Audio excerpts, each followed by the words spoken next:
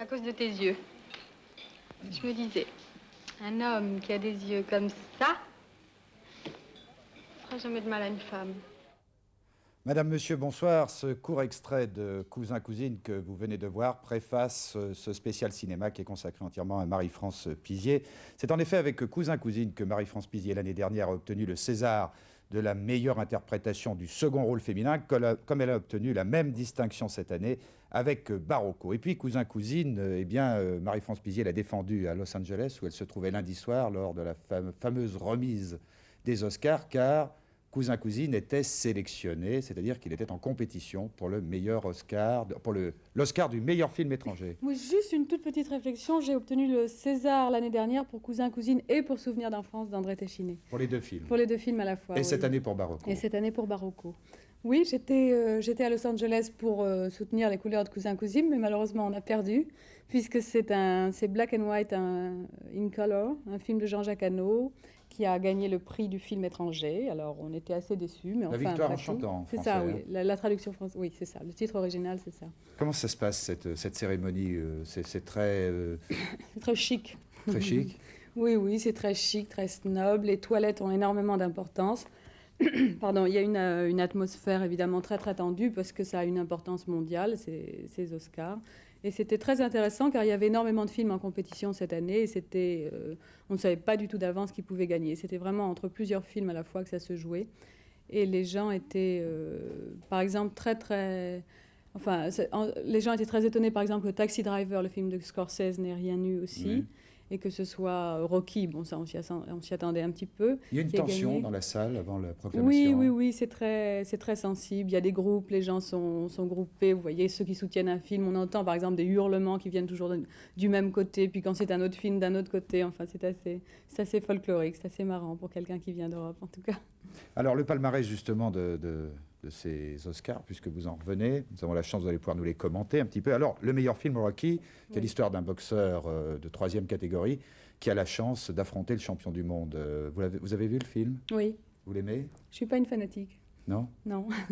C'est la révélation d'un acteur qui Oui. s'appelle Sylvester Stallone, Ah qui oui, est aussi ça, l'auteur du scénario. C'est ça, oui. C'est une histoire qui touche beaucoup l'Amérique parce que c'est un jeune homme qui, depuis des années, essaie de monter des films, qui s'est battu comme un lion pour non seulement en écrivant le scénario, mais pour jouer lui-même, pour s'imposer lui-même dans le rôle principal. Et il a fait un triomphe en Amérique. C'est un triomphe public absolument énorme et aussi de critique.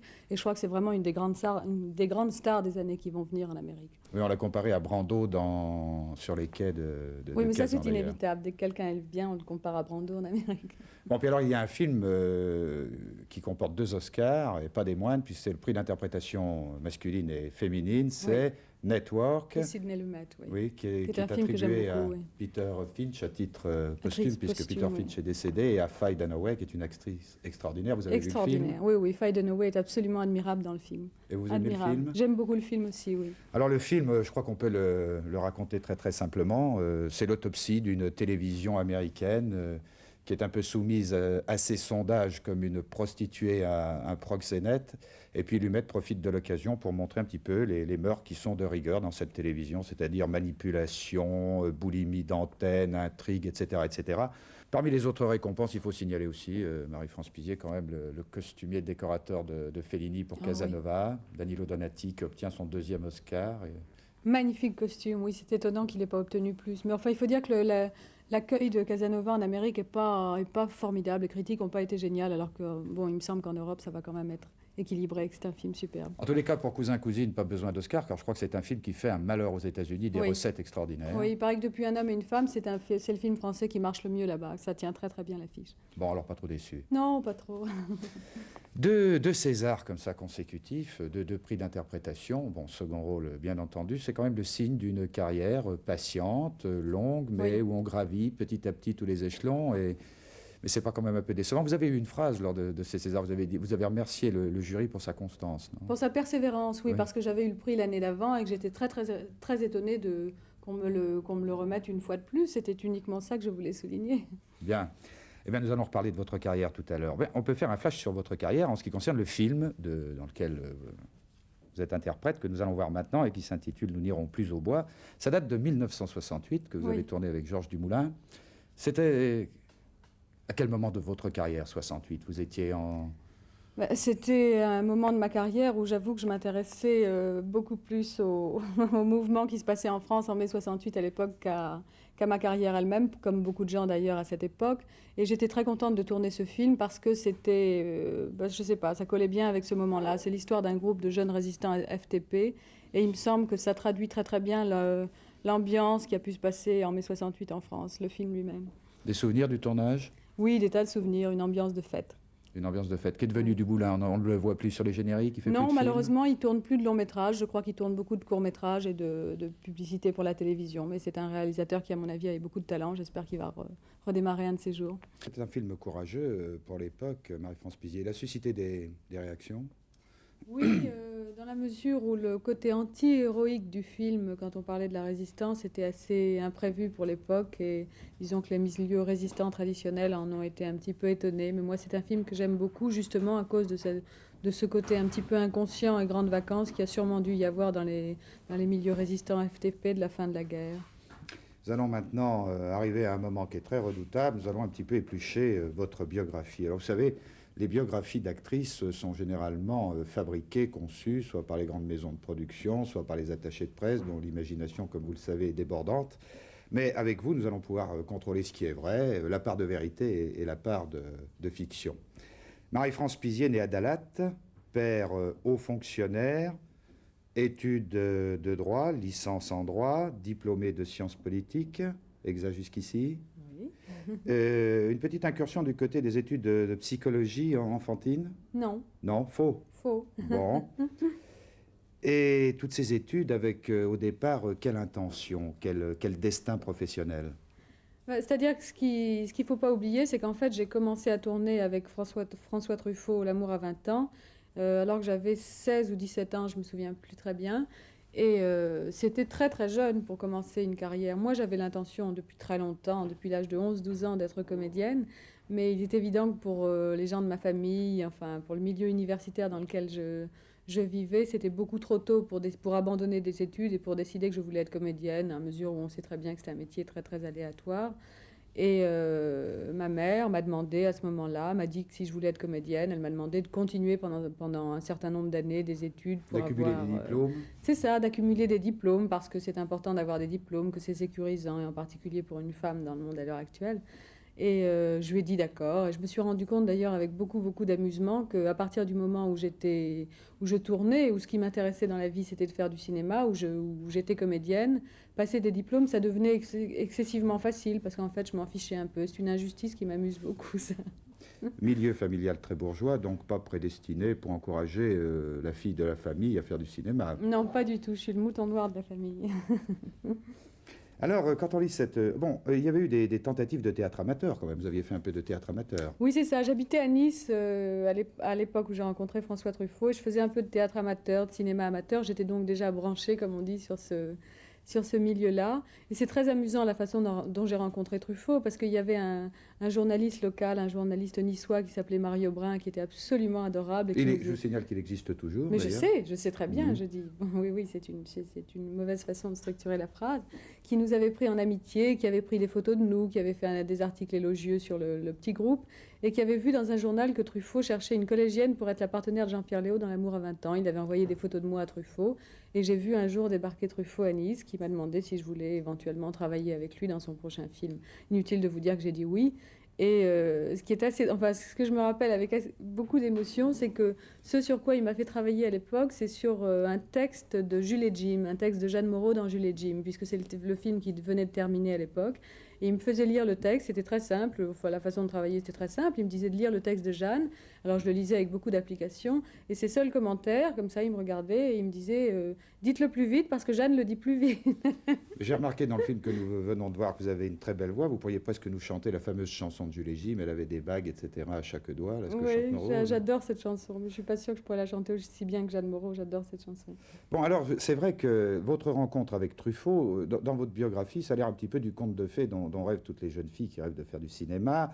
On dit textuellement, François Truffaut a choisi Marie-France Pizier sur une photo. Oui. pour tourner L'amour à 20 ans en 1962. Oui, c'est pas complètement vrai. C'est sur une photo, physiquement, ça correspondait à peu près à ce qu'il voulait. J'étais collégienne, tout ça, ça allait.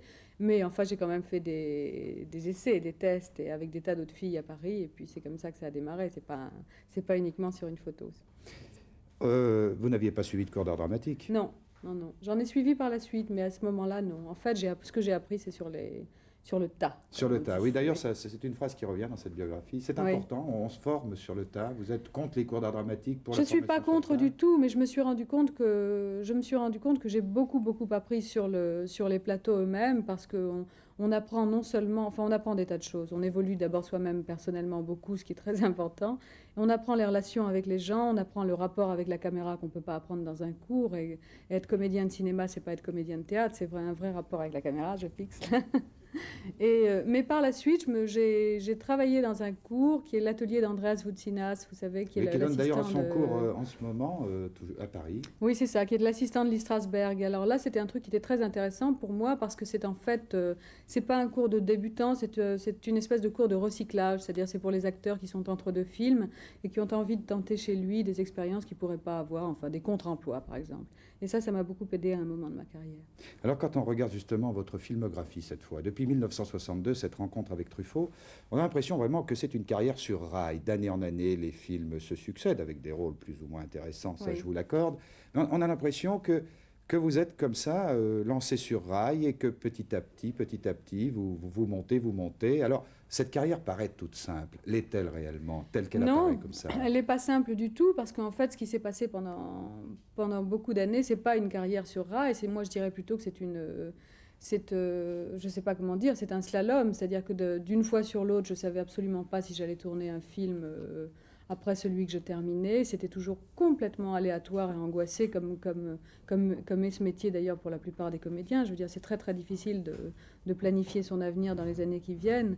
Il se trouve que pendant une dizaine d'années, d'un film sur l'autre, je ne savais pas ce que j'allais faire, que je trouvais une forme d'équilibre dans le fait que par ailleurs, bon, je continuais des études, et ça je le regrette pas, parce que c'est vrai que ça m'a donné disons que ça a amenuisé les angoisses de la plupart des comédiens, que je pouvais Vous recyclez oui, c'est ça, en cas de malheur. m'intéresser à autre chose de temps. C'est pas me recycler, parce que j'ai jamais pensé en fait faire être avocate ni utiliser les diplômes que j'avais, mais c'était une façon de me dire que je perdais pas complètement mon temps, que j'apprenais par ailleurs d'autres choses qui sont très importantes, parce que moi je fais partie de ces gens qui disent que le cinéma, bon, c'est fantastique, que c'est un des plus beaux métiers du monde, et peut-être le plus beau métier du monde, mais que par ailleurs il y a des tas de choses fantastiques dans la vie, et que 16 ans c'est très très jeune pour arrêter de s'y intéresser.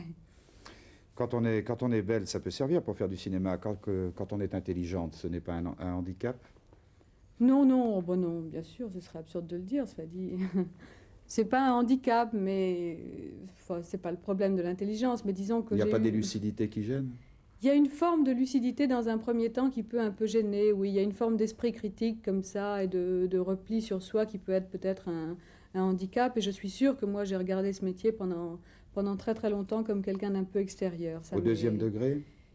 Je sais pas, enfin, ça m'est passé depuis, mais c'est vrai que je me rends compte maintenant que que j'investis complètement dans ce métier, que pendant des tas d'années, je l'ai regardé d'une façon un petit peu extérieure.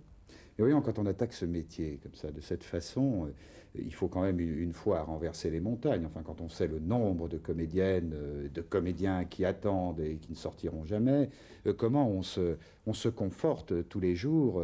Vous n'avez finalement pas tiré les sonnettes des productions, ça vous a été évité. Non, ça, je veux dire, la grande chance, c'est quand même d'avoir commencé avec Truffaut. Je suis pas sûre que j'aurais eu le courage, comme des tas de comédiens et des tas d'amis que j'ai, de faire du porte-à-porte, de sonner aux portes, d'aller voir les gens pour leur demander des rôles. J'ai quand même eu une chance fantastique, je le sais très très bien, une chance de commencer. Cela dit, la chance de durer, c'est plus une chance, c'est vraiment quelque chose qu'on met en place.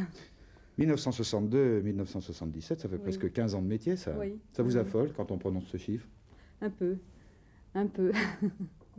Honnêtement, un peu, mais cela dit, j'en suis pas mécontente, dans la mesure où j'ai vraiment l'impression qu'il y a eu 10 années effectivement de flottement, mais de flottement en même temps complètement, enfin qui n'ont pas été perdus, qui m'ont enrichi. J'ai appris film après film des tas de choses, mais je me rends compte quand même que c'est dans les 4-5 dernières années que j'ai vraiment réussi à faire des choses où j'ai été très très heureuse comme comédienne. On reviendra tout à l'heure aux états d'âme, mais il faut rester sur la filmographie. Alors, il y a à un moment donné une incursion du côté de la télévision avec un feuilleton qui était diffusé par notre antenne et qui était diffusé par toutes les antennes francophones, j'imagine, c'est Les gens de Mogador. Oui, ça a été diffusé 2 fois par la télévision française, en Italie, partout. Et je crois que c'était très... C'est un choix dangereux pour une comédienne, un feuilleton télévision. C'est-à-dire que là, le problème est un peu différent. Ce qui est censé être un choix dangereux, c'est de faire des feuilletons qui durent un quart d'heure tous les jours. Là, dans la mesure où c'était des feuilletons d'1 heure tous les samedis ou tous les dimanches, enfin hebdomadaires, je me souviens plus très bien, c'est pas la même chose. Il y a quand même une longueur, il y a le temps de s'installer pour un comédien. Et puis, il n'y a pas le côté, comment dire, les gens ne vous appelle pas dans la rue par le nom que vous portez dans le film. Vous voyez, il n'y a pas cette espèce de chose un petit peu dangereuse. Et puis, j'avais quand même calculé que c'était une période où j'allais faire d'autres films, que je n'allais pas être uniquement cataloguée dans le milieu télévision. Alors, dans votre filmographie, il y a une phrase qui dit à peu près ceci: en 1974, Marie-France Pizier prend sa carrière en main. Qu'est-ce que ça veut dire, ça? Je ne sais pas si j'ai dit cette phrase. Je ne sais pas si j'ai dit. Est-ce qu'il y a eu un virage en 1974? Oui, il y a eu un virage. Je crois qu'un des films très très importants pour moi, c'est Céline et Julie vont en bateau, qui est un film de Jacques Rivette. Et ça a été très très important parce que c'était pour moi une façon de retrouver le cinéma que j'aime. Le cinéma, enfin, oui, c'est ça, j'aime des tas de formes de cinéma, mais disons que celui-là m'est très très proche dans la mesure où c'est un cinéma qui questionne, c'est-à-dire qui ouvre des tas de problèmes. Et Céline et Julie vont en bateau, pour moi, c'était particulièrement important parce que c'était un film qui parlait des acteurs, ces 4 heures vraiment qui questionnent sans arrêt qu'est-ce que c'est qu'un comédien. Et parler avec Rivette, participer au scénario comme on l'a fait, toutes les 4 comédiennes qu'on était, c'était fascinant et ça posait vraiment des tas. Si vous voulez, moi, ce que j'avais accumulé comme expérience pendant 9-10 ans, ça m'a permis de l'éclaircir et ça m'a fait beaucoup, beaucoup de bien. Ce film m'a fait beaucoup de bien comme comédienne. Je voudrais bien en passer un extrait maintenant, mais vous savez, les choses sont toujours très mal faites. On a beau préparer. Céline et Julie, l'extrait que nous verrons tout à l'heure n'est pas dans l'ordre sur le télécinéma, donc nous le verrons tout à l'heure, cet extrait. Vous voyez, pas de chance. Mais il y a eu aussi la rencontre avec Téchiné qui est importante. Aussi, un cinéaste, rencontre avec un auteur. Oui. Alors la rencontre avec Téchiné, c'est évident que pour moi, c'est la rencontre la plus importante. J'avais d'ailleurs tourné avec Téchiné avant Céline et Julie vont en bateau, dans son premier long métrage qui s'appelle Paulina s'en va, où Bulogier avait la vedette. Et j'avais un rôle très très court là-dedans, mais c'était très important parce que c'est le début d'une très longue amitié, et d'une très longue amitié de cinéphile, si j'ose dire. C'est vrai que c'est avec lui que j'ai vraiment le plus discuté de cinéma, le plus discuté du métier d'acteur, et que c'est quelqu'un qui m'a aidé fantastiquement parce qu'il m'a redonné une foi en moi dont on a vraiment besoin quand on est comédien. Et c'était à la fois assez difficile car il avait une idée de moi que je n'avais pas du tout moi-même. C'est-à-dire il était intéressé par des tas de films que j'avais faits. Il avait par exemple vu Nous n'irons plus au bois ou des choses comme ça, mais il avait toujours l'impression que j'étais utilisée sur un registre qui était... La jeune fille de bonne famille, toujours un peu sophistiquée. sophistiquée. Oui, ou en tout cas, pas sophistiquée, non, qui est sur un registre trop réservé. Il avait envie de me faire des choses beaucoup plus excessives, beaucoup plus extraverties. Et après Paulina s'en va, il y a eu Souvenir d'enfance, qui a été vraiment pour moi un des films les plus importants parce que salué très élogieusement par la critique. Et, puis il y a eu Barocco. Oui, et il y a eu Barocco par la suite, mais disons que Souvenir d'enfance, c'est la première fois que les gens ont découvert que je pouvais faire d'autres choses que ce qu'ils m'avaient vu faire jusqu'à présent, c'est-à-dire les jeunes filles de bonne famille, comme vous disiez, ou en tout cas les actrices qui ont un registre comme ça assez ténu, assez réservé, assez première nouvelle vague, comme on dit, assez spontané, alors que là, c'était quelque chose qui était beaucoup plus composé et beaucoup plus excessif, comme ça, beaucoup plus fou. À force de fréquenter justement ces cinéastes auteurs, vous vous êtes fait attribuer un qualificatif qui était la star des cinémathèques. Oui, c'est ça. C'est-à-dire qu'après Barocco, après Sérail, qui était un film d'Eduardo de Gregorio, après Rivette, j'ai tourné dans Le corps de mon ennemi, qui est un film d'Henri Verneuil avec Jean-Paul Belmondo. Je vais vous poser la question, pourquoi? C'était alimentaire? Ça ne correspond pas à votre idée du cinéma, Verneuil? mais je Entre n'ai... Téchiné et Verneuil, quand même. C'est-à-dire que c'est assez... Je ne sais pas, je ne me pose plus du tout la question de la même façon. Il me semble que pendant des tas d'années, je ne me sentais pas sûre de moi comme comédienne. Qu'à partir du moment où j'avais eu du succès et que je m'étais rassurée sur ce que j'étais comme comédienne, ça m'était beaucoup plus facile d'affronter quelqu'un comme Verneuil, qui évidemment est pas exactement... qui fait pas exactement le cinéma que j'aime, et puis, mais qui m'offrait dans le corps de mon ennemi un rôle de femme qui existait vraiment en face de Jean-Paul Belmondo, ce qui n'est pas toujours le cas.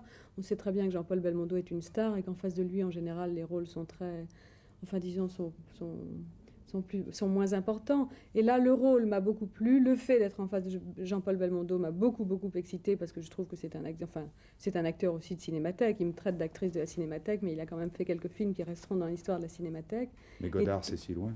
Oh, et Stavisky, c'est pas tellement loin, mais c'était magnifique.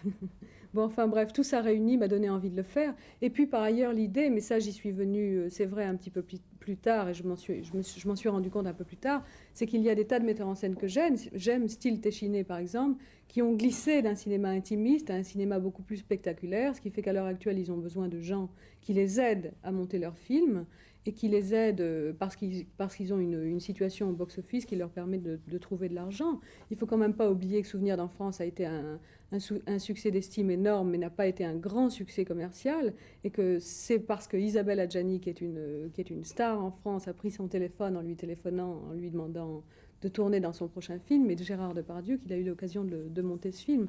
Donc, si vous voulez, ça me fait penser qu'une comédienne, c'est pas un metteur en scène, c'est quelqu'un qui peut aider les gens. Donc il faut de temps en temps penser à une situation de box-office pour pouvoir faire cette espèce d'aller-retour vers le cinéma d'auteur. Très bonne justification. Mais il y a une chose qui me frappe quand vous dites je n'étais pas sûr de moi avant, etc. Alors expliquez-nous comment une comédienne prend conscience de ses possibilités, prend conscience de ses moyens. Et finalement, qu'est-ce que c'est qu'une comédienne ? C'est une femme névrosée, c'est une femme exhibitionniste, c'est une femme angoissée, qu'est-ce que c'est ?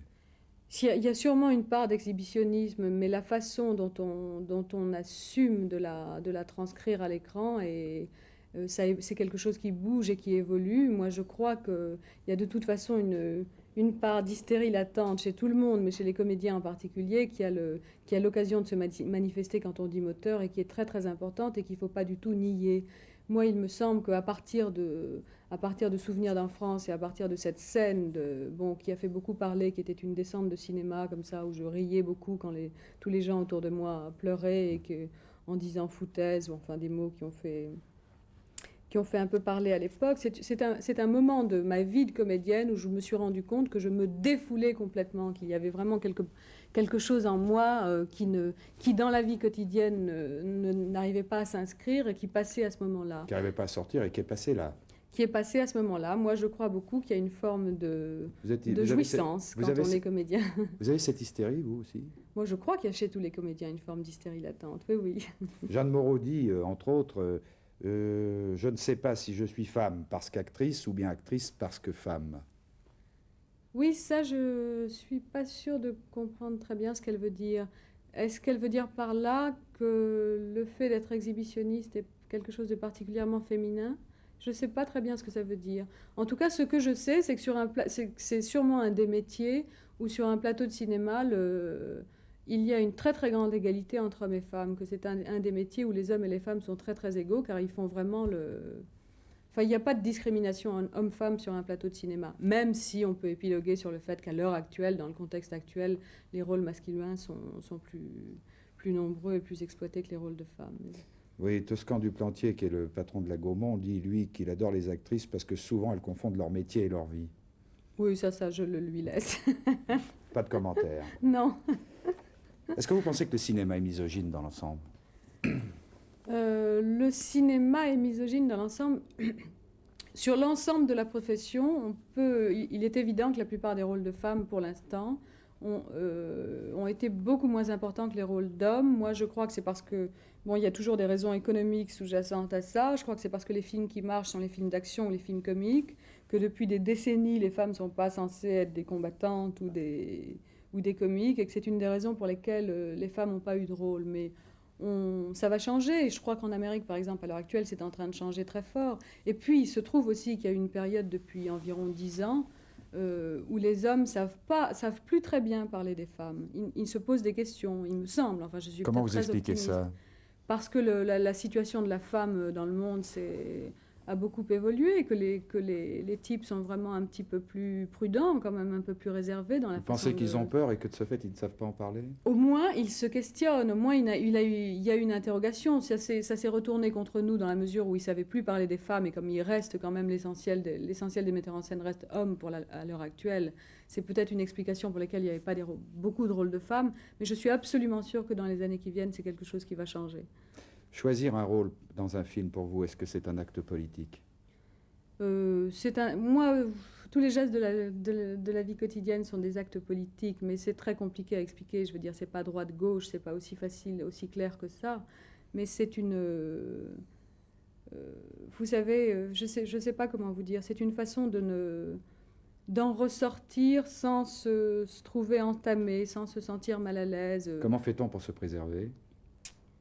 C'est un dosage subtil, je veux dire, c'est un dialogue avec soi-même qui s'inscrit dans un moment, qui peut changer. Par exemple, je vous expliquais le cas du film de Verneuil. Il est certain qu'il y a 5-6 ans, je serais sortie d'une confrontation avec Verneuil peut-être un peu plus désemparée, parce que je me serais pas sentie située par rapport à lui. Il se trouve qu'à l'heure actuelle, étant un petit peu plus sûre de moi, il y avait un dialogue entre nous qui ne m'était pas du tout défavorable.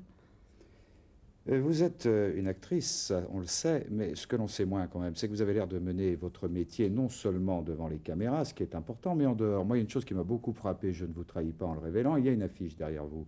Si Christian Zander peut la montrer, qui s'appelle Barocco, et c'est une affiche sur laquelle ne figure pas votre nom en lettres aussi importantes. Bon, alors vous avez réagi en début de l'émission. Alors cela veut dire que vous surveillez tout, ce n'est pas un reproche d'ailleurs, mais cela prouve que finalement une actrice est aussi une gestionnaire de son image de marque, et c'est important, vous l'assumez. Absolument, je crois qu'à partir du moment où on signe un contrat avec des gens et qu'ils vous disent que sur les affiches, votre nom sera absolument de même valeur que les autres, ils doivent le respecter. Je veux dire, c'est pas très grave au moment de la discussion elle-même. J'aurais très bien pu accepter que ça ne soit pas le cas, mais dans la mesure où c'était accepté, ils auraient dû le respecter. Ça fait partie de votre équilibre de vie, de tourner. Si vous ne tournez pas, il y a des perturbations. Oui. Il y a sûrement des perturbations. Oui. Moi, il me semble que quand je tourne, par exemple, ma vie affective va beaucoup mieux, mais je ne suis pas sûre que l'inverse ne soit pas vrai non plus. Je veux dire qu'il n'y ait pas une espèce d'osmose dans tous les sens. Il est évident que quand on est bien dans sa peau par ailleurs, on peut être mieux sur l'écran aussi. Isabelle Adjani vous dirait le contraire d'ailleurs. Elle est très pour l'idée qu'il faut être très mal dans sa peau pour être bien sur l'écran, mais tout ça se discute. Il y a quand même une chose qui frappe. Est-ce que ça vous satisfait pleinement d'être dans ce métier uniquement actrice? Il n'y a pas eu des petites idées qui ont passé dans votre tête, qui pensent, comme chacun le sait? Il n'y a pas eu une idée, je ne sais pas, les scénarios, la mise en scène? Si. Moi, je suis... c'est-à-dire que bon, pendant toute une période, j'ai été complètement obsédée par l'idée que le métier d'acteur, que tout le show business était finalement un milieu très restreint, très cloisonné, qui n'était pas du tout ouvert sur l'extérieur. Quel regard vous jetez justement sur ce milieu? On reviendra à la question que je vous ai posée, mais là, une parenthèse. Je ne comprends pas, ça me paraît... Quel regard vous jetez sur ce milieu cinématographique? Mais à l'heure actuelle, maintenant, je me sens complètement à l'intérieur du milieu. Je ne peux pas jeter un regard de l'extérieur. La lucidité est partie avec le succès? Pas du tout. Je continue à penser que c'est un métier qui est très dangereux dans la mesure où c'est un métier qui est très cloisonné, où c'est vrai que vraiment l'essentiel de l'intérêt, ce sont les films qui sortent, le cadrage de tel film, les recettes de machin, enfin des choses comme ça. Et c'est pour ça que pendant des années et des années, j'ai été finalement assez contente d'une certaine façon de continuer des études. Et puis par ailleurs, à partir de 74, puisque ça reste, c'est vrai, un clivage, oui. Un clivage dans ma carrière, je me suis de plus en plus intéressée à ce métier et je me suis dit que de toute façon, même si comme comédienne, il y avait un moment où ça marchait plus, je ne pourrais pas faire autre chose. C'est-à-dire que où je me recyclerais au niveau du scénario ou être script ou monteuse ou quoi que ce soit de ce genre. Mais c'est vrai qu'à l'heure actuelle, le spectacle comme représentation du monde, c'est quelque chose qui me paraît déborder le spectacle lui-même. Enfin, j'ai trouvé des fenêtres sur l'extérieur que je ne voyais pas avant. Oui, vous parliez de Rivette tout à l'heure, qui a quand même ouvert peut-être une fenêtre sur l'extérieur à vous, enfin à tous les acteurs, actrices de ce film, à Dominique Labourier, à Berthaud, Oui. etc. Car ce film, je crois, dont nous allons voir un extrait. Écoutez, on va d'abord voir l'extrait D'accord. et nous en parlons après. D'accord. Et ce qu'il y a de très intéressant dans cet extrait de Céline et Julie vont en bateau, c'est qu'on retrouve une Marie-France Pizier au jeu très second degré et presque théâtral, et c'est une composition très intéressante. En voici un extrait de Céline et Julie.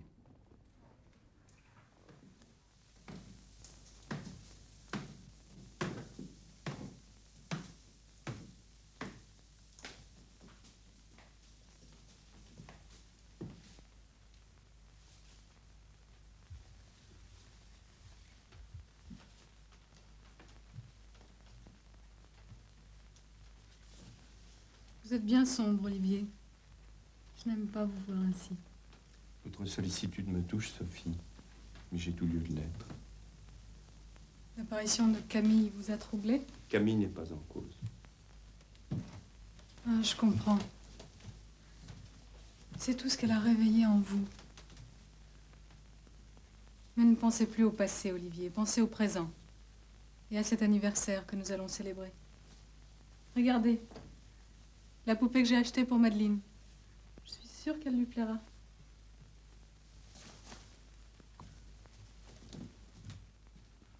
Oui, alors ce rôle dans Céline et Julie, Rivette, je crois, avait laissé une très grande liberté à ses interprètes, c'est-à-dire que chacun un petit peu composait son rôle, non?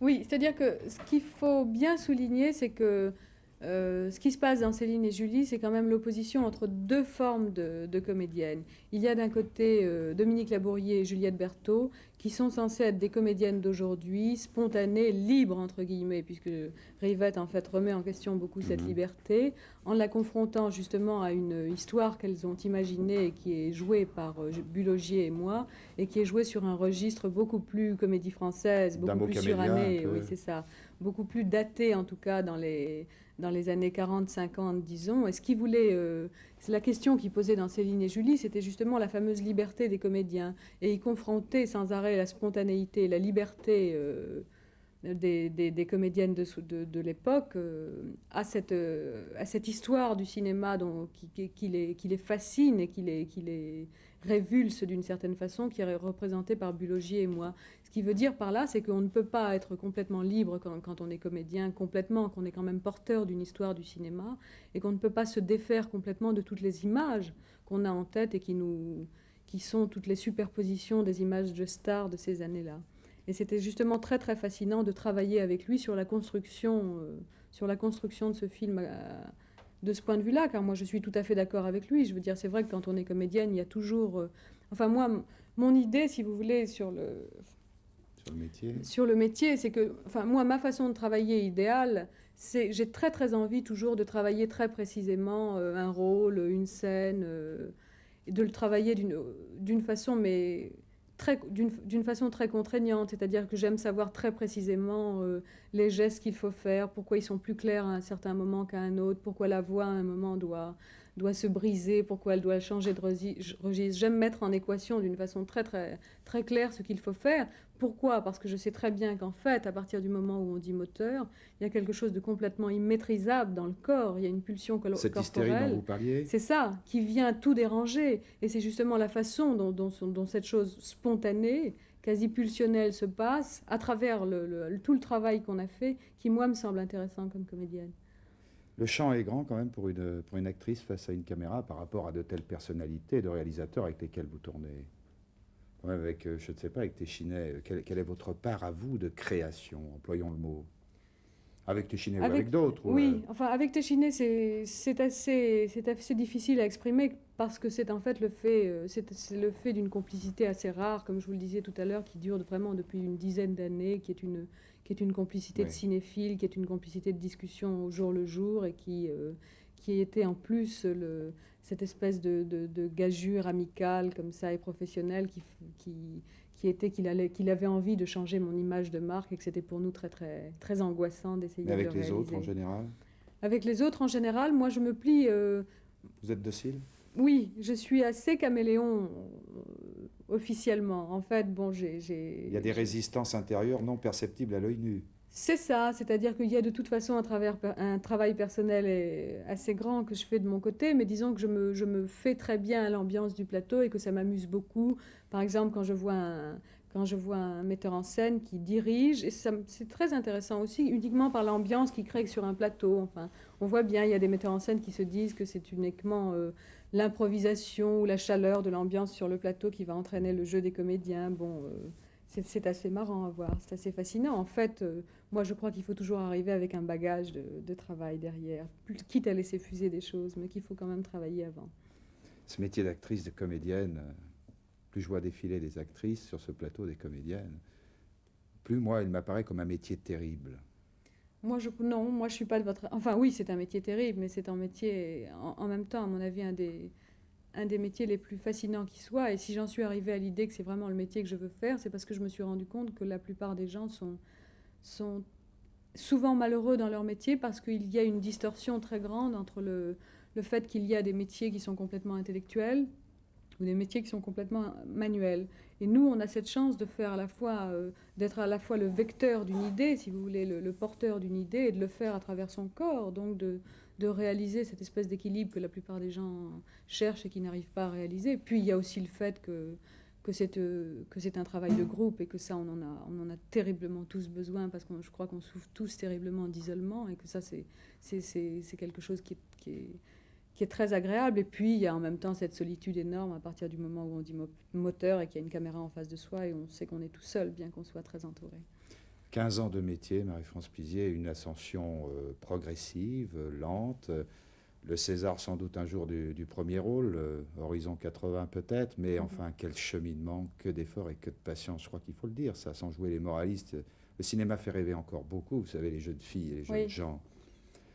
Oui, c'est vrai, mais moi ce que Quel investissement aussi. Oui, mais comme je vous le disais tout à l'heure, moi je n'ai pas... je veux dire, si j'ai trouvé une forme d'équilibre dans ce métier, c'est que je n'ai pas tout investi dès le début là-dedans. Et c'est peut-être d'ailleurs un tort. Je veux dire, il y a des gens qui, dès le départ, ne pensent qu'à ça 24 heures sur 24 et ça leur réussit très bien. Tout dépend des gens. Moi, je sais que j'avais besoin pendant très très longtemps de me... Débouer des diplômes Non, c'est pas ça, de m'intéresser à d'autres choses. J'étais pas... je me sentais trop neuve, pas dire trop minable, je veux dire sachant trop peu de choses pour exprimer simplement des choses. Pour exprimer des choses, il faut en avoir reçu par ailleurs beaucoup. Donc il faut sans arrêt établir une espèce d'équilibre entre la vie et ce qu'on porte à l'écran. 15 ans de métier et tout à coup quand même, parce que ce dont rêvent pratiquement toutes les comédiennes françaises, actrices, c'est l'ouverture du côté de l'Amérique, des États-Unis. Oui. Oui. Avec un film qui s'intitule De l'autre côté de minuit, en français et en anglais. The Other Side of Midnight, c'est un livre qui est très très célèbre aux États-Unis, qui a été un best-seller, qui a été vendu à 5 millions d'exemplaires et qui est, je crois, la star du film à l'heure actuelle parce que c'est un livre qui est très très attendu là-bas à cause... enfin, le film est très attendu à cause du succès du livre là-bas. Et c'est vrai que pour moi, c'est assez passionnant, mais ce qui était surtout passionnant pour moi, j'avoue que c'est l'expérience de tourner en anglais. C'est la première fois que j'avais l'occasion de tourner un rôle en anglais. Et c'est vrai que comme toutes les comédiennes, on cherche toujours des changements, on cherche toujours quelque chose qui vous brusque et vous fasse retrouver quelque chose de neuf. Et ça, le contact d'une langue nouvelle, c'était très, très, très intéressant parce que je me suis rendu compte qu'en fait... quand on parle une langue différente, on bouge différemment. Et les expressions peuvent être différentes. Aussi les photos d'ailleurs de ce film, qui va sortir quand à peu près bientôt? Il sort en Amérique en juin et à Noël dans les pays d'Europe, je pense. Là, vous interprétez un personnage assez sombre, assez diabolique, si je me réfère au synopsis que j'ai lu. Oui, c'est un personnage formidable parce qu'en fait, c'est une fille qui évolue entre 18 et 28 ans, qui commence très jeune et qui est très naïve et qui en fait devient un personnage de courtisane très dur et très très bitch, comme ils disent en Amérique, et très à la Bette Davis, comme ça. Enfin, il y a des tas de références, à mon avis, dans le script, à toute une histoire du cinéma hollywoodien des années 40-50. Tout à l'heure, vous parliez d'Isabelle Adjani, vous avez employé le mot star, c'est peut-être un qualificatif qu'on accolera à votre nom dans quelques mois, dans quelques années. C'est une finalité pour une carrière comme la vôtre, vous pensez, ce mot? C'est une finalité si on arrive à cerner ce que ça veut dire. Si star, ça veut dire... Star, c'est employé en Amérique d'une façon complètement neutre. Enfin, n'importe qui a qui a un rôle principal dans un rôle américain est une star. Mais pour moi, ce que ça veut dire simplement, c'est que c'est quelqu'un... Une star, ça ne peut être que quelqu'un qui a un rôle positif. C'est-à-dire que c'est quelqu'un qui peut avoir l'impulsion de dire, voilà, je veux tourner avec tel metteur en scène, je veux tourner avec tels C'est ça. acteurs, c'est ce rôle que je veux faire. Parce que jusqu'à présent, le rôle que j'ai eu dans le cinéma, c'était un rôle assez négatif. J'avais finalement que la possibilité, que la liberté de refuser des films. Et être star, ça peut vouloir dire ça. Je veux tourner avec ce metteur en scène-là. Ça veut pouvoir dire aussi peut-être pour une femme de regarder son miroir et à un certain moment de guetter la première ride et de rentrer dans ce cycle infernal qui conduit à certains résultats que nous connaissons, non? Vous n'avez pas cette hantise? Absolument pas, non, non. Je crois que ça, l'époque a beaucoup, beaucoup changé et que tout le monde est d'accord pour dire que les rides, c'est très émouvant. C'était une très belle conclusion à cet entretien de 35 minutes, assez sincère, je crois. Oui, Oui. oui. On retrouve... Ah, vous avez quelques... Non, vous pouvez- pas du tout, là je joue, c'est pas grave. On retrouve quelqu'un que vous aimez bien maintenant, Jacques Tati. Oh Voilà, une très grande injustice du cinéma, qui a quelquefois des injustices, le cinéma, souvent des injustices. Un homme qui a apporté tellement au cinéma. Je viens de revoir Jour de fête avec un plaisir fou, je suis ravie de le revoir. Et il y a quand même des justices, parce que le public, comme disait Jouvet, quelquefois n'a pas de talent, mais il arrive que quelques années plus tard, il en est de nouveau. Et vous savez que les films de Tati que l'on a ressortis ont un succès considérable en France et en Suisse aussi.